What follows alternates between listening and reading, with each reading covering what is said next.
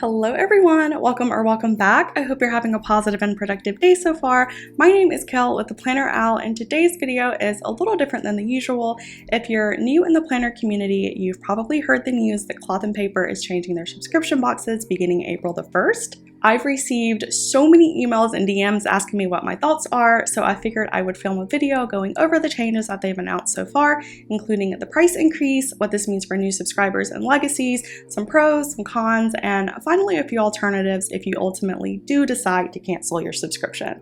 I do want to give a quick shout out to Tanisha. She had some excellent questions around navigating the Cloth and Paper site and how to best narrow down the items that work for you. Such a great question, and I will definitely touch on that towards the end of the video. Before we hop in, I just want to give a huge thank you to everyone who has subscribed to the channel and followed me over on Instagram. Your support has been amazing, and I really appreciate all the kind words. I also know that a lot of you have requested videos, and I promise you I'm getting to each and every one, so thank you so much for your patience. And lastly, I do want to mention that these are my opinions, but I would love to hear what your thoughts and opinions are on the new subbox changes. So please let me know what you think in the comments below. Without further ado, grab a snack, grab some coffee, and let's hop in.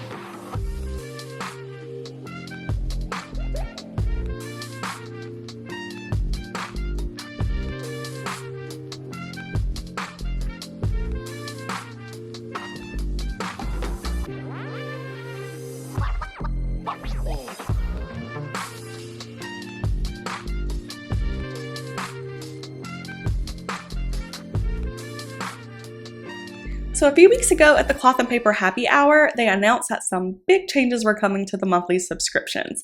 So beginning April the 1st, 2024, they will no longer offer the sort of three-tiered subbox options that we're familiar with, but instead they're combining the three into one monthly subscription box, newly named the Intention Box. In addition to sort of consolidating these boxes, they also increased the price, including a pretty significant increase if you were a legacy subscriber, meaning you were a subscriber before November 23rd of 2021. So to break this down in a bit more detail, in the past, Cloth and Paper had three monthly subscription boxes you could subscribe to. You had the Pinspiration box, which was a box that gave you a variety of pens and hard-to-find writing utensils each month. You had the Planning and Stationery box, which gave you luxury stationery and planning supplies. And then you had the Pinspiration and Planning and Stationery box, which was a combination of the two. So looking at the pricing structure, you can see the original prices here with a few different options depending on if you're paying month to month or prepaying on a 3-month or 6-month term. In November of 2021, they increased the prices of all their sub boxes by anywhere from 5 to 25%, depending on the box and the payment terms that you chose. However, if you were subscribed prior to the 23rd of November 2021, you would be considered a legacy subscriber and your price would be locked in at the original rate. From a business perspective, I think this was a good way to adjust for rising production costs while still giving a nod to their longtime subscribers, and this was the structure for a little over 2 years. So fast forwarding to today, Cloth and Paper announced that after feedback they received from Pinspiration box subscribers, they're discontinuing the Pinspiration box and incorporating writing tools into a new sub box that they're now calling the Intention Box, Stationery and Pen Subscription, which will include planning and stationery supplies along with 2 high-quality writing instruments each month. This means that subscribers no longer have the option to choose which sub box they want. There is now only one.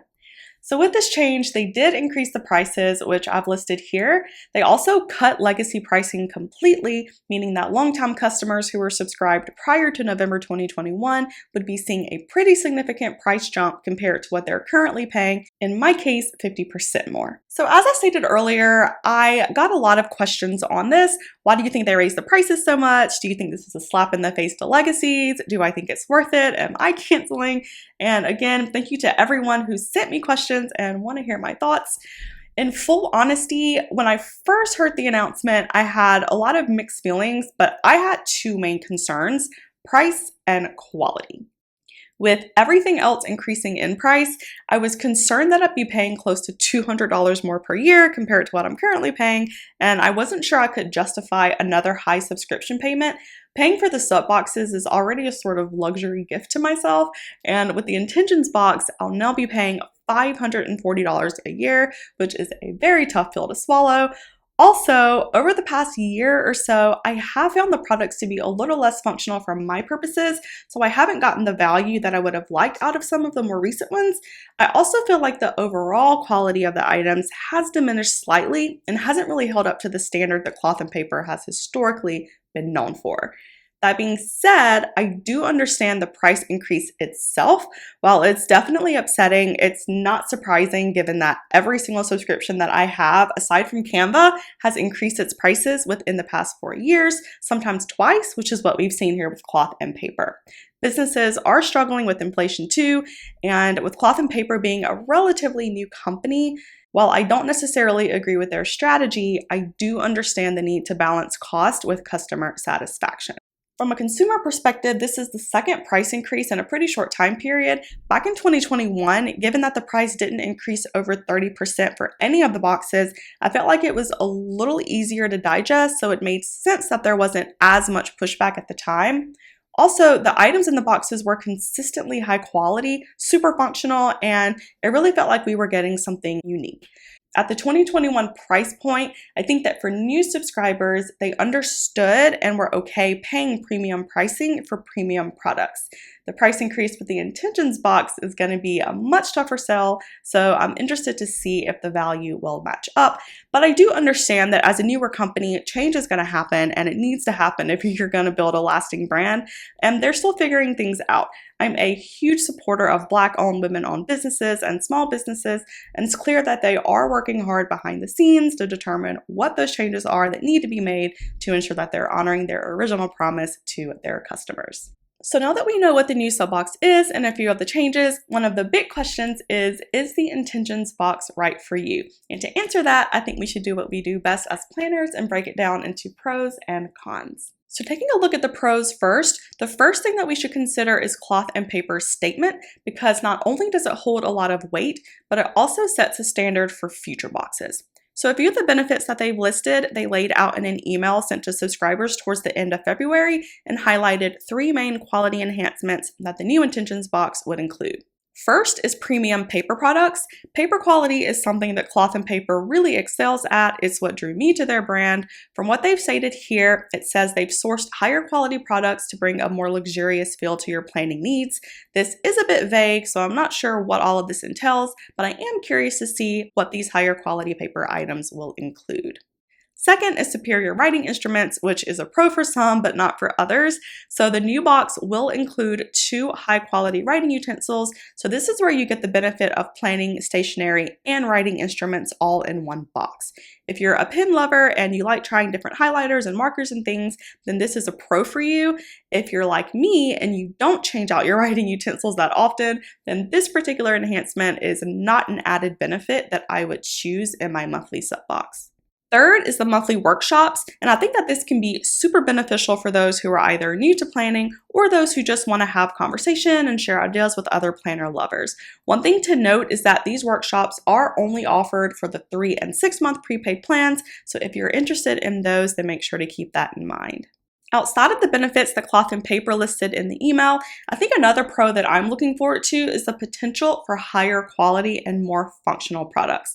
That's one area where I do think cloth and paper has missed the mark on more often than not in previous boxes, so I'm hoping that by discontinuing the old subscriptions and unveiling this new intentions box, it'll lead to increased quality and more practical products that we can use in our daily routines. The third pro is that I think they'll be able to tailor their products much more effectively than they were able to do with the previous structure. I can imagine that managing 3 separate subscriptions with different pricing and payment terms is way more complex and time-consuming than just dealing with one. Now that they have one box with one pricing structure, this should free up so much more time and make running logistics on the back end easier, leading to hopefully a much smoother customer experience.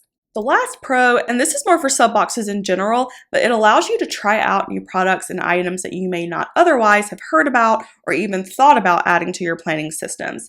As creatures of habit, sometimes we just kind of use what we're used to, and while that's a great thing in some ways, it can limit functionality if something comes out that could potentially make your life a little easier. I think a lot of the product-specific pros are yet to be seen, so the jury's still out on that one.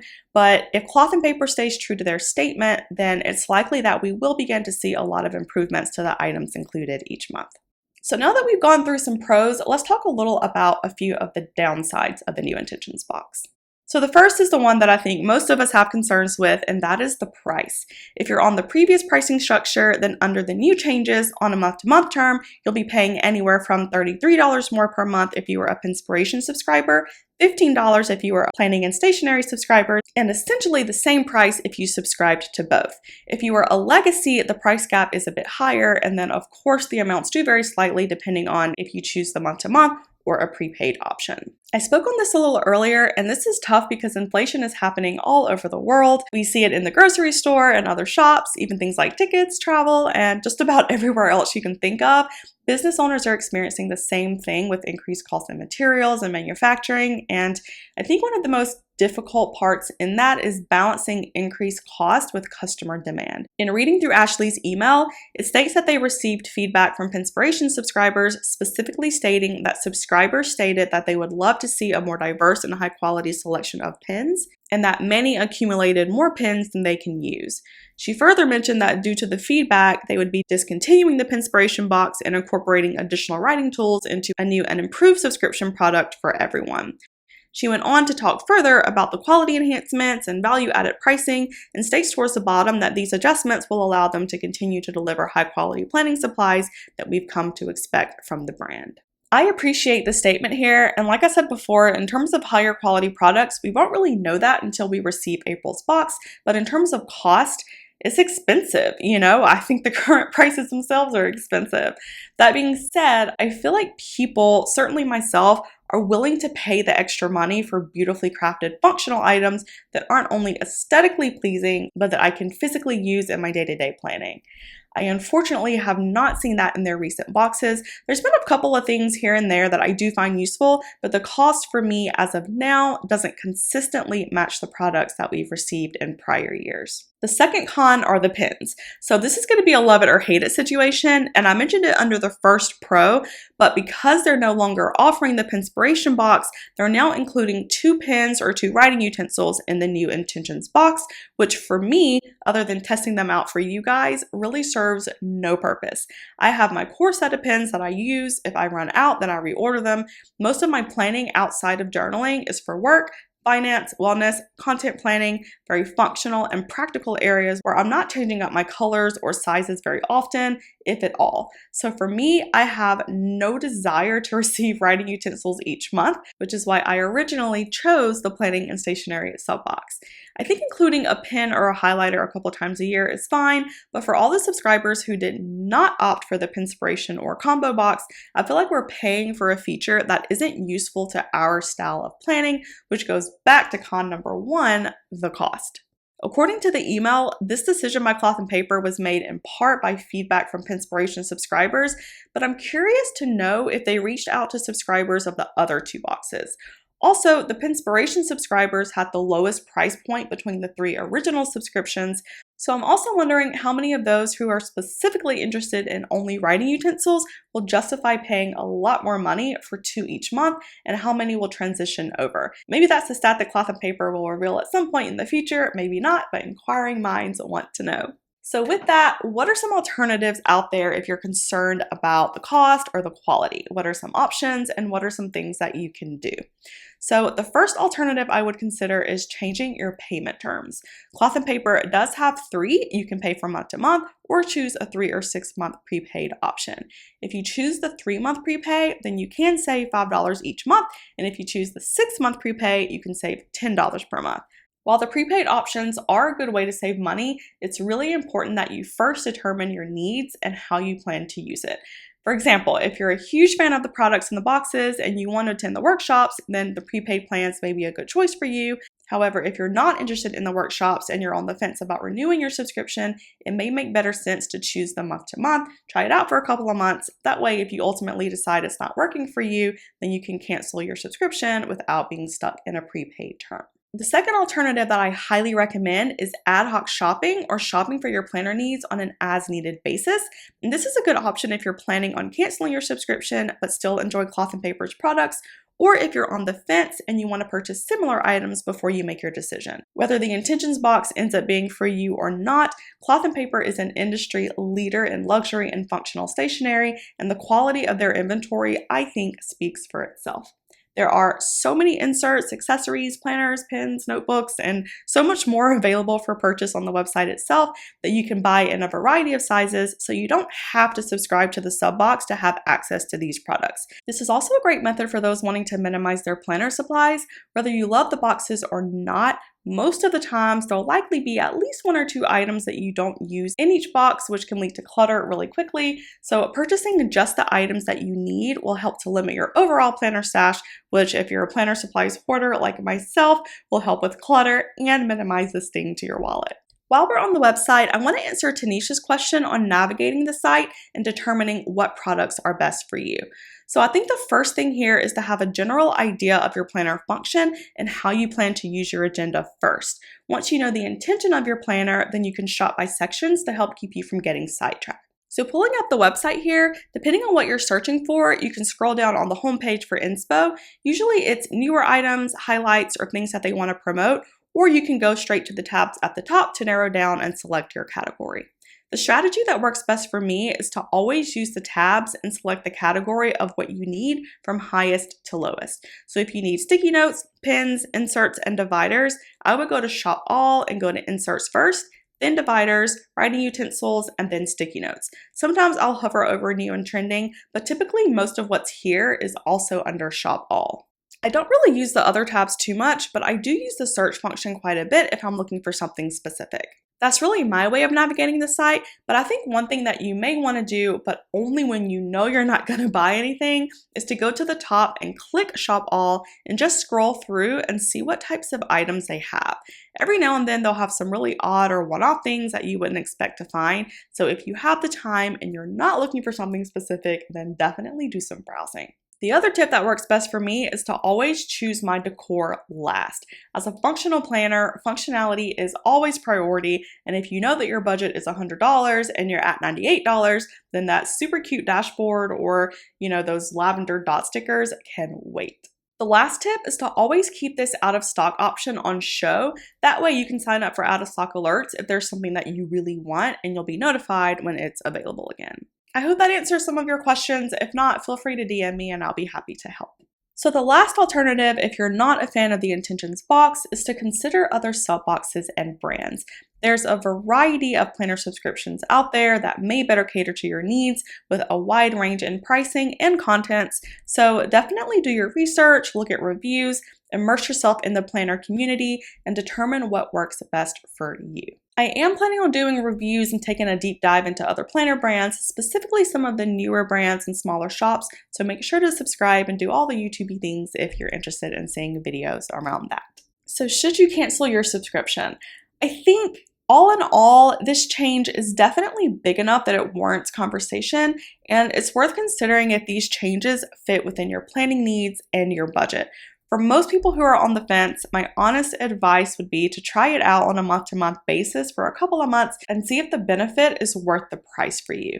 I would not choose a prepaid plan, even though there is a slight cost savings. The last thing that you want to do is get 2 boxes, not like them, and then you're stuck paying for future boxes that you don't want. If you're a huge fan and you already know that you want this box, then you should definitely choose the prepaid plan and take advantage of those savings. For me, the design and the quality at Cloth and Paper is so good. They're one of my favorite planner shops. I haven't loved the recent boxes, but I do feel like this new subscription is a recognition that value matters to their subscribers, and the intentions box is their effort to ensure that they're delivering a box that we all can feel good about. I definitely want to see what the new direction is, so as of now, I do plan on renewing my subscription.